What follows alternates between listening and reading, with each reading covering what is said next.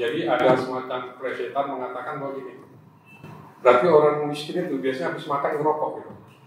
Iya kan? Dan itu biasanya kita lihat fenomena seperti itu memang ada.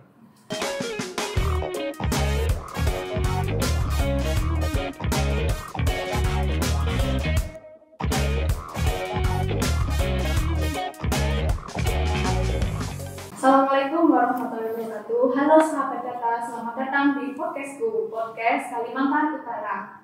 Perkenalkan, saya Fadila Rahmawati atau biasa dipanggil Moti sebagai moderator untuk podcastku episode 2. Podcast ini adalah podcast episode kedua dari BPS Provinsi Kalimantan Utara. Di sini kita bakal ngobrol santai tapi berat tentang data, indikator, kegiatan statistik, dan hal-hal menarik lainnya. Jika teman-teman ada usulan topik pembahasan, silahkan tulis topik pembahasan teman-teman di kolom komentar di bawah ya. Kali ini kita akan membahas tentang kemiskinan. Di podcastku episode kedua ini, kita sudah hadir di studio 1 BPS Kaltara, salah satu orang yang paham tentang kemiskinan di Kalimantan Utara, yaitu Ketua Tim Statistik Sosial BPS Provinsi Kalimantan Utara, Bapak Basran. Selamat datang, Bapak. Apa kabarnya hari ini, Pak? Alhamdulillah baik. Alhamdulillah. Tetap semangat, Pak ya, walaupun hari ini mendungnya. Tetap semangat. Kita mulai, Pak ya. Ya. Jadi sebagai mandat di pemerintahan kan, Pak, yang memiliki tugas dan kewenangan untuk merilis angka kemiskinan makro itu kan BPS tuh, Pak. Nah, angka kemiskinan BPS itu gimana sih, Pak, penghitungannya? Seperti kita ketahui bahwa penghitungan kemiskinan yang dilakukan oleh BPS itu berpedoman dengan handbooknya World Bank, Bank Dunia, bahwa kemiskinan itu dipandang menjadi salah satu ketidakmampuan orang di dalam memenuhi kebutuhan dasar, baik makanan maupun non makanan yang diukur melalui pengeluaran. Berarti pengukurannya melalui pengeluaran, Pak ya? Iya, betul. Pengeluaran rumah tangga atau pengeluaran individu. Kira-kira kenapa sih Pak BPS ngambilnya dari pengeluaran bukan pendapatan orang atau pendapatan rumah tangga? Ya, itu pertanyaan yang bagus ya, yang sering ditanyakan ke kita. Kenapa sih dalam mengukur kemiskinan itu yang ditanyakan itu pengeluaran bukan pendapatan? Nah, di dalam mengukur kemiskinan ini pasti sudah dilakukan uji coba. Kalau ditanyakan masalah pendapatan, itu kecenderungan responden itu kan jujur. Biasanya dia lebih rendah itu menyebutnya. Misalnya kita tanyakan pendapatannya, lebih ke arah misalnya gaji. Padahal di luar gaji itu ada tunjangan, ada pendapatan lain baik barang maupun yang dalam bentuk uang seperti itu. Nah, kalau kita tanya dari sisi pengeluaran, itu biasanya relatif lebih jujur dan terbuka. Karena di pengeluaran itu kita bukan langsung menanyakan berapa pengeluaran Bapak Ibu sebulan, bukan, tapi kita menanyakan per komoditas, baik makanan maupun non makanan. Contoh, Ibu untuk konsumsi beras yang dimakan dalam seminggu yang lalu itu berapa? Jadi termasuk sayuran itu pun bukan hanya sayuran berapa, tapi jenis sayurannya itu ditanyakan masing-masing. Bayam berapa, kangkung berapa, itu semua termasuk jenis ikan. Nah, sehingga ketika kita kompilasi datanya, itu kecenderungannya itu lebih banyak mendekati kebenaran. Jadi pengeluaran bukan hanya menanyakan secara total pengeluaran, tapi per komoditas yang dikeluarkan atau dikonsumsi baik makanan maupun non makanan. Oh, berarti karena memang lebih rinci Pak ya pengeluaran. Dan kalau misalkan ditanya pendapatan ada kecenderungan untuk lebih kecil. Yeah. Nah, mungkin bisa jadi seperti ini Pak, kenapa orang tidak mau ditanya pendapatan itu karena takutnya nanti kepajak gitu Pak ya. Mungkin bisa sekalian klarifikasi bahwa menginginkan untuk pertanyaan-pertanyaan yang ada di kuesioner BPS itu misalkan menanyakan tentang pendapatan itu tidak ada kaitannya dengan pajak gitu Pak ya? Tidak ada kaitannya dengan pajak.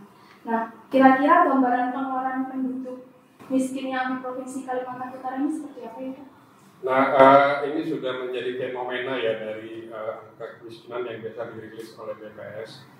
Itu biasanya share yang paling tinggi di garis kemiskinan itu adalah beras, kemudian rokok. Jadi ada semacam presetan mengatakan bahwa gini, berarti orang miskin itu biasanya habis makan ngerokok gitu. Iya kan? Dan itu biasanya kita lihat fenomena seperti itu memang ada. Nah, jadi Yang pertama itu beras, yang kedua rokok. Jadi distribusi pengeluaran yang paling besar pertama itu beras, rokok, kemudian diikuti oleh komunitas-komunitas lainnya. Seperti itu. Oh, rokok malah lebih tinggi Pak ya pengeluarannya ya? Iya, rokok kalau kita bandingkan, dan saya pernah juga menganalisis keterkaitan rokok, COVID, dan kemiskinan. Itu yang kedua. Yang pertama itu rokok dan kemiskinan. Nah, ternyata rokok ini pengeluarannya lebih besar daripada pendidikan dan kesehatan. Nah, ini sebenarnya hal ini sudah menjadi fenomena yang lama, sudah sering terjadi. Nah, sekarang itu kan keterkaitan dengan pengeluaran untuk konsumsi rokok itu sekitar di 16% seperti itu. Nah, sementara untuk kesehatan dan pendidikan itu, padahal ini kesehatan dan pendidikan kan sebagai kebutuhan dasar ya, kebutuhan dasar yang memang harus dipenuhi oleh setiap penduduk. Nah, yang sangat ironinya adalah rumah tangga miskin atau penduduk miskin itu masih banyak yang merokok.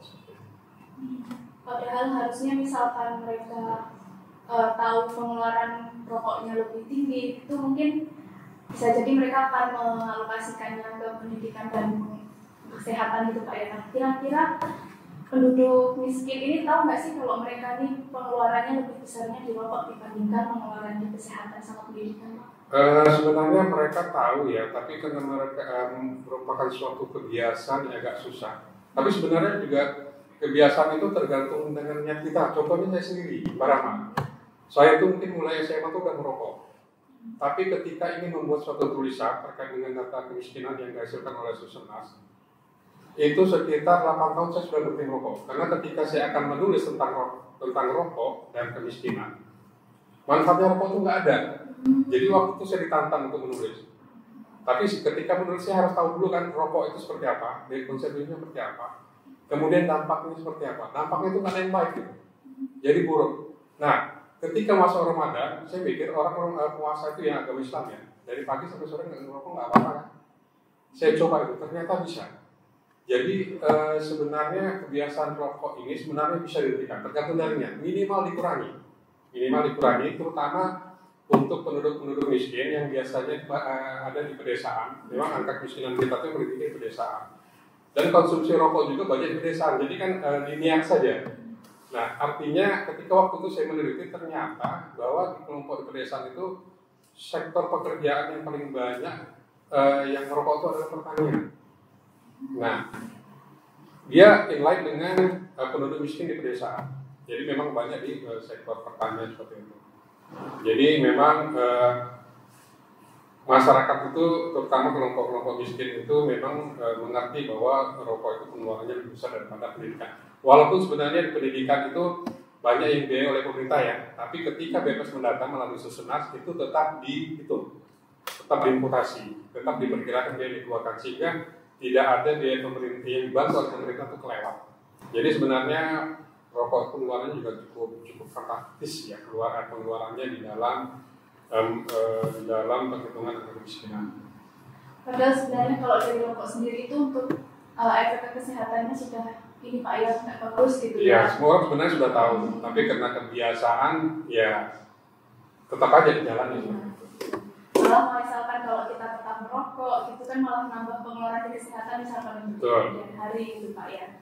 Padahal kalau misalnya dengan berhenti merokok itu bisa menghemat biaya di rumah tangga, bisa dialihkan untuk misalnya menambah konsumsi, misalnya buah-buahan, kemudian sayur-sayuran, dan juga dampak daripada misalnya berhenti merokok itu bisa meningkatkan terutama di generasi muda ya, anggota rumah tangganya bisa untuk biaya pendidikan, anak bisa cerdas. Yang kedua itu biaya kesehatannya.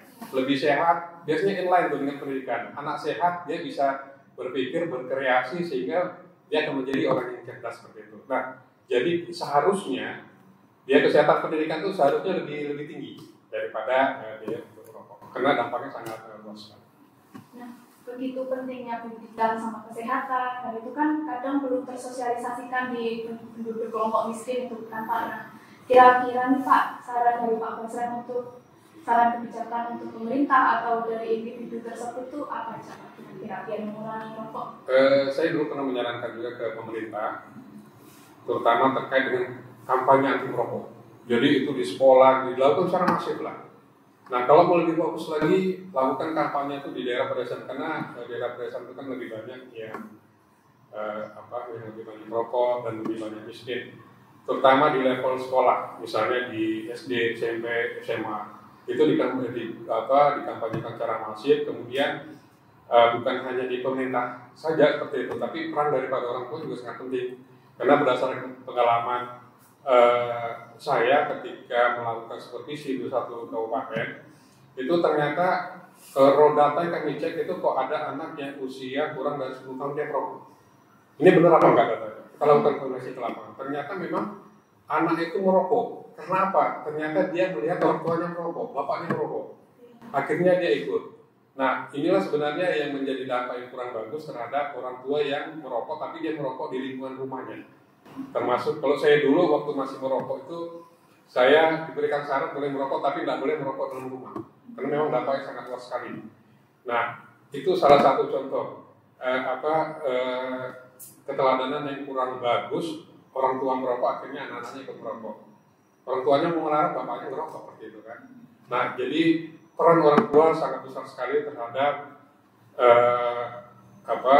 kelompok-kelompok remaja yang merokok. Cuma harusnya difokuskan ke kelompok rumah tangga miskin atau penduduk miskin, sehingga bisa mengurangi tingkat kemiskinan di Kalimantan Utara, karena biaya merokok juga cukup besar. Kalau dari sisi untuk instansi atau pemerintah Pak, mungkin atau sosialisasi, kan sekarang juga rokok kan sudah ada dikasih gambar yang paru-parunya rusak, terus jantungnya seperti itu. Nah, itu kan kadang tetap masih ada orang beli gitu, kira-kira apalagi yang efektif untuk mengurangi rokok. Sekarang ini kan kalau nggak salah tahun 2024 harga rokok juga naik ya, dengan naiknya harga pajak rokok seperti itu. Nah, seharusnya memang dilema sih ketika misalnya dikurangi produk rokoknya, padahal di pabrik juga banyak butuh orang yang kerja, dan kemungkinan juga orang yang kerja di pabrik itu tidak merokok begitu. Tapi dengan ada gambar itu kayaknya juga kurang ini ya, kurang efektif. Ya, orang beli rokok nggak boleh gambarnya, ada rokok ini kan langsung kan yang merokok. Memang harusnya itu tadi dari pihak pemerintah, peran orang tua, terus dinas-dinas yang terkait, misalnya dinas kesehatan, bahwa termasuk dinas pendidikan juga yang harus memberikan sosialisasi mencar dampak-dampak negatifnya terhadap rokok dan yang berpengaruh terhadap angka kemiskinan seperti itu. Nah, jadi karena kita bahas ini kemiskinan dan rokok hari ini, ya memang sudah seyogyanya ketika salah satu upaya untuk menurunkan kemiskinan adalah mengurangi rokok, terutama di daerah pedesaan, karena daerah pedesaan yang paling banyak miskin, terutama untuk petani, karena petani ini kan memang penghasilan juga rendah, tapi lebih banyak yang diberikan untuk rokok, padahal dampaknya sendiri kurang bagus untuk kesehatan, termasuk untuk anak-anak dan keluarga yang ada di rumah. Berarti sosialisasinya lebih ke gimana sih rumah tangga untuk mencoba mengurangi pengeluarannya itu ke pendidikan sama kesehatan, dan harus gencar-gencarnya mensosialisasikan bahaya merokok, dan supaya uang-uang yang awalnya untuk merokok itu biar bisa dialihkan ke tempat lain, kebutuhan lain gitu Pak ya. Betul. Mungkin ada saran tambahan lagi Pak, atau yang pesan yang mau disampaikan kepada masyarakat terkait pengeluaran rokok yang besar, khususnya di Kalimantan Utara ini? Sebagai penutup, yang pertama dari pihak pemerintah ya. Jadi dari pihak pemerintah saya juga beberapa tahun terakhir ini ya kurang gencar di dalam mempromosikan bahaya rokok, karena mungkin terkait dengan pajak juga ya, penerimaan pajak, tapi paling tidak untuk jangka panjangnya termasuk juga penurunan angka kemiskinan, karena angka konsumsi rokoknya juga cukup besar. Kemudian selain daripada pemerintah juga peran kepada orang tua memberikan pengertian bahwa merokok itu juga sangat berbahaya bagi kesehatan, bukan bagi hanya untuk diri sendiri, tapi juga untuk keluarga dan lingkungan yang ada di sekitarnya. Dan diberikan pemahaman bahwa biaya pendidikan dan kesehatan itu merupakan kebutuhan dasar. Itu yang harus dipenuhi terlebih dahulu, dengan catatan bahwa orang tua juga bisa menjadi teladan terhadap keluarganya, misalnya orang tuanya juga tidak merokok. Gitu. Saya kira itu yang perlu kami sampaikan terkait dengan